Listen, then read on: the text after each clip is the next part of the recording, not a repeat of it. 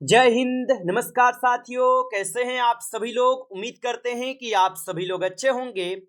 और साथियों, आप सभी लोग की तैयारी जो है बिल्कुल ही अच्छी तरीके से चल रही होगी। तो साथियों, आज की इस क्लास में हम सभी लोग जो है RRB NTPC under graduate exam 2026 के लिए जो है टॉप ऐसे इंपोर्टेड और चुनिंदे प्रश्नों को देखेंगे, जो कि साथियों आपके 13 और 14 जून के एग्जाम के लिए काफी ही इंपॉर्टेंट है। तो आप इस क्लास को बिल्कुल अच्छी तरीके से लास्ट तक देखिएगा और इस क्लास में दिए जाने वाले इन सभी क्वेश्चनों को आप अच्छी तरीके से जरूर याद कर लीजिएगा, जिससे कि आप जो अपने एग्जाम में सभी क्वेश्चन को आसानी तरीके से बना पाएंगे। और साथियों, आपके पिछले आरआरबी एनटीपीसी अंडर ग्रेजुएट का जो एग्जाम हुए और उन शिफ्टों में साथियों जिस पैटर्न से क्वेश्चन पूछे गए थे, आज के इस क्लास में हम बिल्कुल उसी पैटर्न पे आधारित क्वेश्चन को देखेंगे, जो आपके एग्जाम में 100% जो क्वेश्चन देखने को मिलेंगे। तो चलिए क्लास को स्टार्ट करते हैं। उनसे पहले यदि आप इस चैनल पे पहली बार जुड़े हैं तो आप इस चैनल को सब्सक्राइब कर लीजिए और सब्सक्राइब करके ऑल नोटिफिकेशन को ऑल पे दबा के जुड़ जाइए, जिससे कि जब भी कोई नई क्लास हो सबसे पहले क्लास का नोटिफिकेशन आपके पास पहुंच सके। तो आप इस चैनल को सब्सक्राइब कर लीजिए, साथ ही साथ आप जो है इस क्लास को भी लाइक जरूर कर लीजिएगा। तो चलिए क्लास को स्टार्ट करते हैं और देखिएगा क्वेश्चन क्या पूछा है।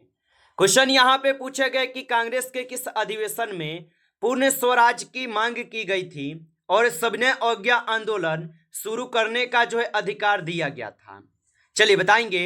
ये सभी क्वेश्चन काफी इंपॉर्टेंट और चुनिंदे क्वेश्चन हैं, जो आपके एग्जाम में 100% आपको ये सभी क्वेश्चन पूछे जाएंगे।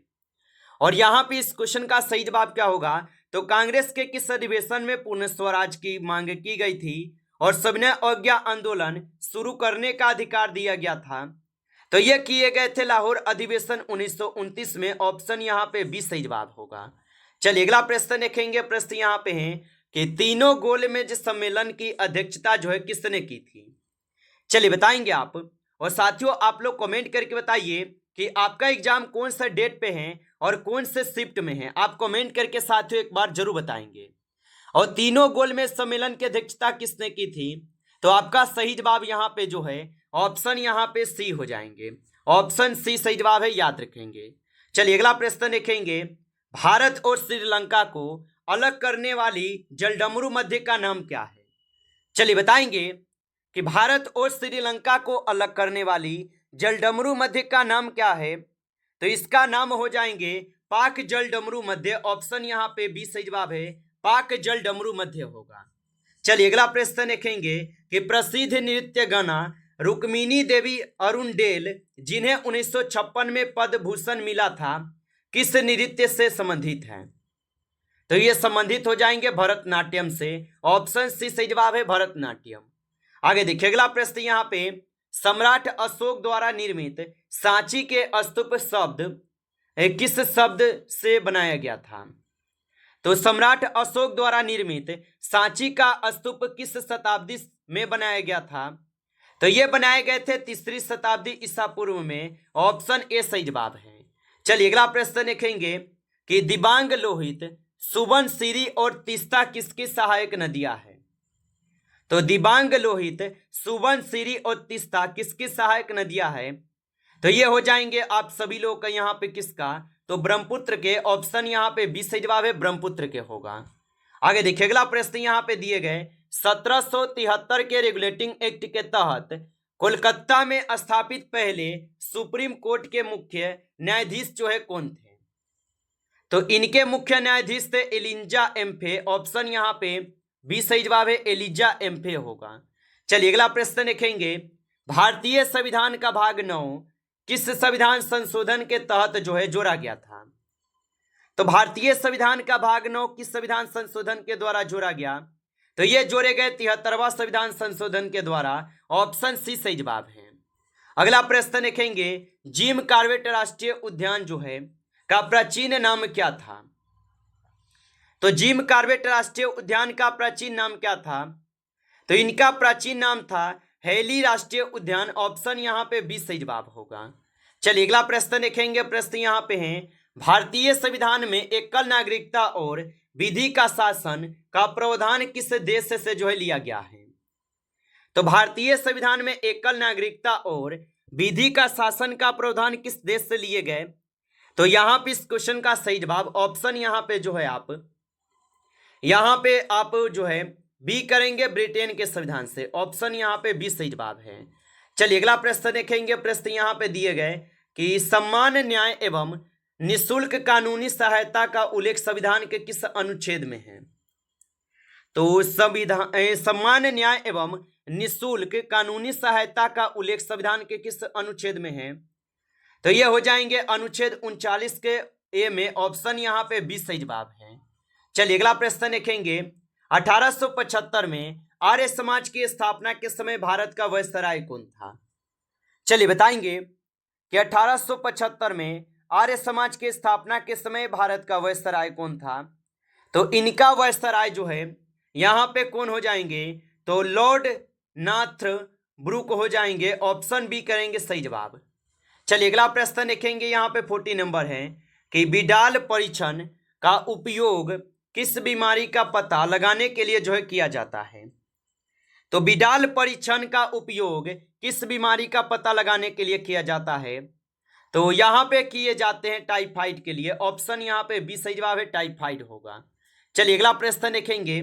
प्रश्न यहाँ पे दिए गए कि मीथेन गैस का सही जो है रासायनिक सूत्र क्या है? तो मीथेन गैस का सही रासायनिक सूत्र क्या है? तो मीथेन गैस का सही रासायनिक सूत्र जो है CH4 होगा। ऑप्शन बी कीजिएगा, CH4 होगा। आगे देखिए अगला प्रश्न यहाँ पे दिए गए हैं कि चंद्रगुप्त मौर्य के दरबार में आने वाला यूनानी राजदूत मेगास्थनीज किसका दूत था? चलिए बताएंगे।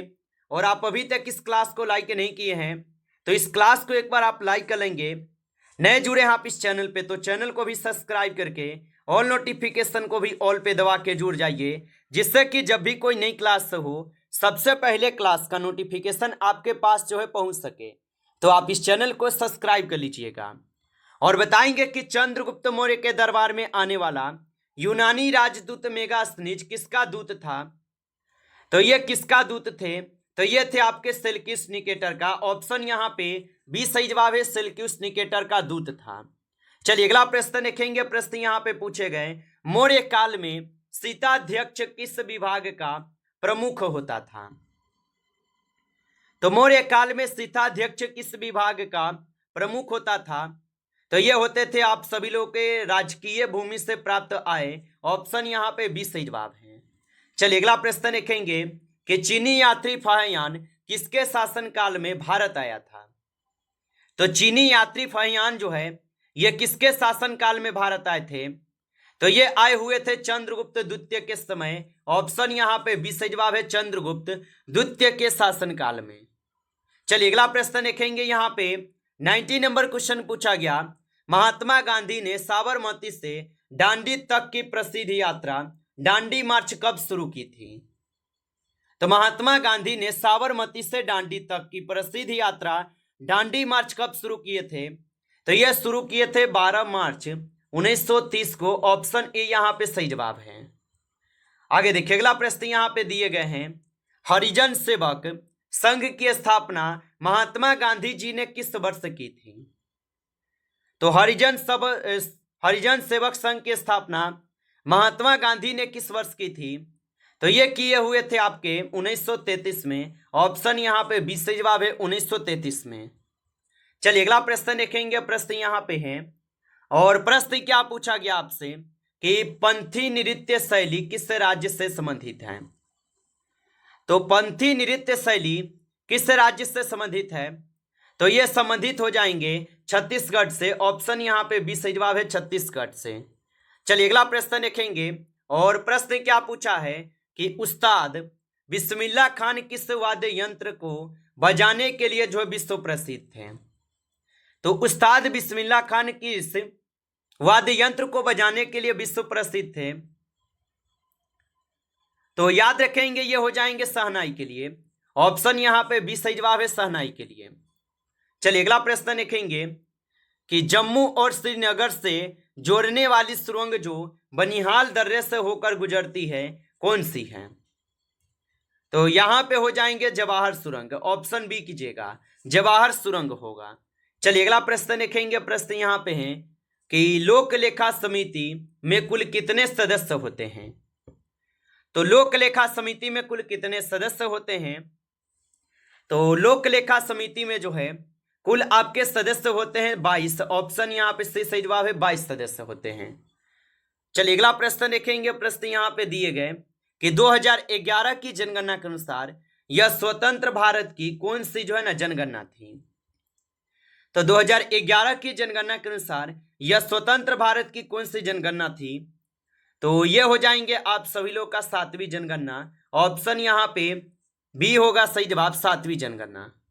चलिए अगला प्रश्न यहाँ पे है कि प्रसिद्ध पुस्तक the God of small things की लेखिका कौन है। तो इसकी लेखिका जो है यहाँ पे हो जाएंगे आप सभी लोग को कौन। तो यहाँ पे इस क्वेश्चन का सही जवाब अरुंधति रॉय होगा। ऑप्शन बी कीजिएगा सही जवाब याद रखेंगे। चलिए अगला प्रश्न देखेंगे। प्रश्न यहाँ पे है संयुक्त राष्ट्र सुरक्षा परिषद में अस्थायी सदस्यों की संख्या कितनी है। तो संयुक्त राष्ट्र सुरक्षा परिषद में अस्थायी सदस्यों की जो संख्या होगा इनकी संख्या 10 है। ऑप्शन बी कीजिएगा 10 होगा। आगे देखिए अगला प्रश्न यहाँ पे दिए गए कि क्षत्रिय शास्त्रीय नृत्य की स्थापना किसने की थी। तो क्षत्रिय शास्त्रीय नृत्य की स्थापना किसने की थी। तो इनकी स्थापना किए गए श्रीमंद शंकर देव के द्वारा। ऑप्शन ए सही जवाब है। चलिए अगला प्रश्न यहाँ पे है कि एक्सेल में किसी भी फॉर्मूले की शुरुआत हमेशा किस चिन्ह से होती है। तो हमेशा कौन से चिन्ह से हो जाएंगे। तो यहाँ पे बराबर वाले चिन्ह हो जाएंगे। ऑप्शन सी सही जवाब है। आगे देखिए अगला प्रश्न यहाँ पे है कि हेनले पासपोर्ट इंडेक्स 2026 में भारत को कौन सा स्थान मिला है। तो भारत को मिले हुए कौन सा स्थान। तो 75वां स्थान। ऑप्शन बी सही जवाब है 75वां स्थान। चलिए अगला प्रश्न यहाँ पे है नीति आयोग की शिक्षा गुणवत्ता रिपोर्ट 2026 के अनुसार स्कूली शिक्षा में किस राज्य ने देश में प्रथम जो है स्थान प्राप्त यहाँ पे किया है। तो याद रखेंगे यहाँ पे इस क्वेश्चन का सही जवाब पंजाब हो जाएगा। ऑप्शन सी सही जवाब है पंजाब होगा। चलिए अगला प्रश्न देखेंगे। प्रश्न यहाँ पे है नीति आयोग के वर्तमान उपाध्यक्ष के रूप में किसे जो है नियुक्त किया गया था। तो नीति आयोग के वर्तमान उपाध्यक्ष के रूप में किससे नियुक्त किया गया। तो ये नियुक्त किए गए थे किसे। तो ये अशोक लाहरी को किए गए। ऑप्शन यहाँ पे बी सही जवाब होगा। चलिए अगला प्रश्न देखेंगे नीति आयोग के DPI एट 2047 प्लान का मुख्य लक्ष्य क्या है। तो इनका लक्ष्य यहाँ पे हो जाएंगे आप सभी लोगों का 2047 तक भारत को 30 ट्रिलियन डॉलर की व्यवस्था बनाना। ऑप्शन यहाँ पे जो है बी सही जवाब होगा। चलिए अगला प्रश्न देखेंगे। प्रश्न यहाँ पे है कि सिखिया क्रांति का संबंध जो है ये किस राज्य से है। तो सिखिया क्रांति का संबंध किस राज्य से है। तो ये हो जाएंगे पंजाब से। ऑप्शन यहाँ पे बी सही जवाब है पंजाब से होगा। चलिए अगला प्रश्न यहाँ पे दिए गए हैं कि सिंगापुर ओपन 2026 में पुरुष युगल का खिताब जीतने वाली पहली भारतीय जोड़ी जो है कौन सी है। तो यहां पे इस क्वेश्चन का सही जवाब क्या होगा। तो ऑप्शन ए सही जवाब हो जाएंगे। ऑप्शन ए सही जवाब है। नमस्कार साथियों, इस क्लास में टॉप 35 क्वेश्चन थे जो काफी इंपॉर्टेंट क्वेश्चन थे। साथियों यदि आपको क्लास अच्छा लगा हो तो आप इस क्लास को लाइक कर लीजिए। नए जुड़े हैं आप इस चैनल पे तो चैनल को सब्सक्राइब करके ऑल नोटिफिकेशन को ऑल पे दबा के जुड़ जाइए, जिससे कि जब भी कोई नई क्लास हो सबसे पहले क्लास का नोटिफिकेशन आपके पास जो है पहुंच सके। तो आप इस चैनल को सब्सक्राइब कर लीजिएगा। चलिए फिर मिलते हैं आपसे एक नेक्स्ट टॉपिक के साथ नेक्स्ट क्लास में। तब तक के लिए जय हिंद जय भारत।